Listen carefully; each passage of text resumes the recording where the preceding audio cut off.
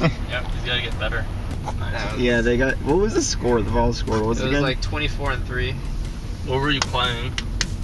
He was playing Soraka. Oh, that was your Soraka game. Okay. Well, I played Soraka with Mike also.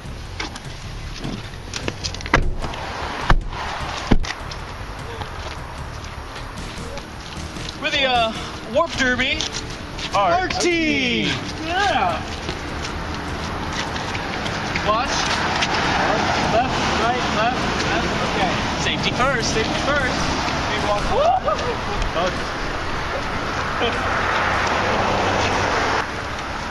I'm Ryo. I am the art lead of the team.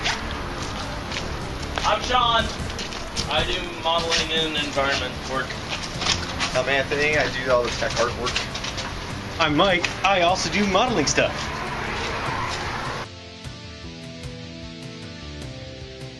The FIEA building.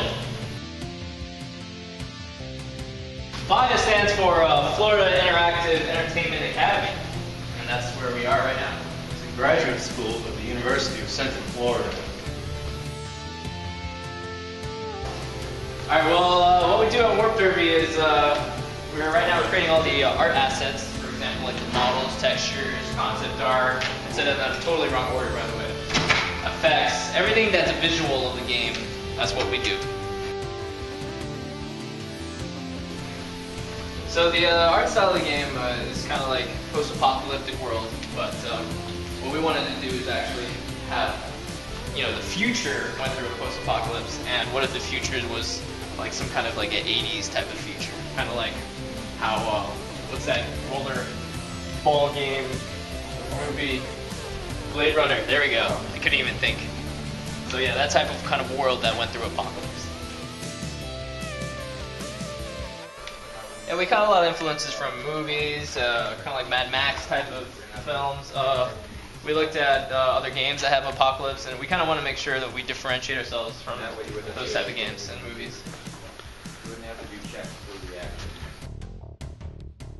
Concepting cars, as you can see right here, we do a lot of thumbnailing. We try to come up with a lot of different shapes and stuff like that. And once we give it to the team, they kind of decide what their favorite one is. And for this one, this was actually for a vertical slice car. Everyone liked this one over here, and then here are the final concepts. And then those concepts goes to the modelers, and the modelers make it come into life and bring it in the game with the textures and everything like that. So it's pretty cool.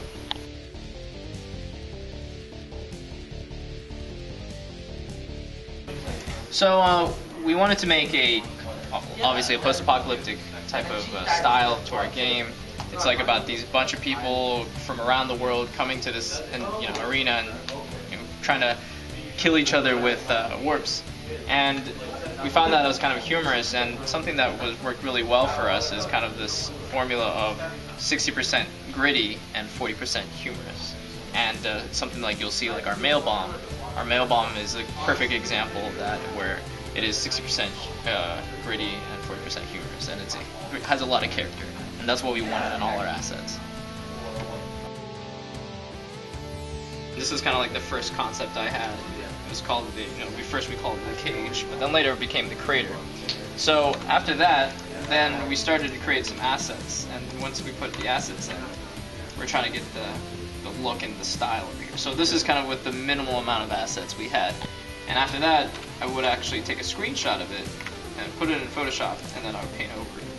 And here we can tell what kind of assets we would need. A school bus, a crate, and everything like that. And you'll see in game that we kind of got really close to this paint over here, right here.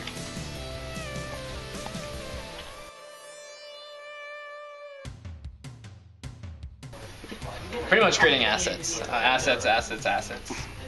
So pretty much we're down the line, running out of time, and it was almost kind of like we had to make some shortcuts, and there's a lot of shortcuts being made on the assets and the environment and trying to make it look good, and we focused mainly on production value. Production value was a big thing, and that's kind of like the thing, the pizzazz that got people's attention and really liked our game. So once we got feedback of that, and one of the faculty members says that's what you should focus on, that's all we did. Was worked on making sure that the lighting, the effects, and all the cool moments of the game were really awesome.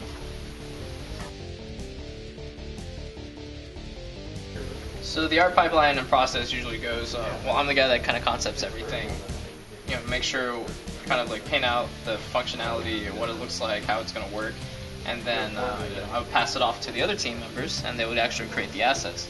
So for example, I did the warp concept of how it's going to be for the different abilities, and I had sent it off the effects guy right here, Anthony. One of the big things too for the assets for the game, I would concept out what the models we needed to be created, and that would be passed off to these two guys right here. Sean is currently working on Jill's workshop, is where the car can be customized and the platform on it. And Mike right here is working on one of the guns that are going to be the impulse guns, which is the magnet one that I concepted out. He's modeling that as well.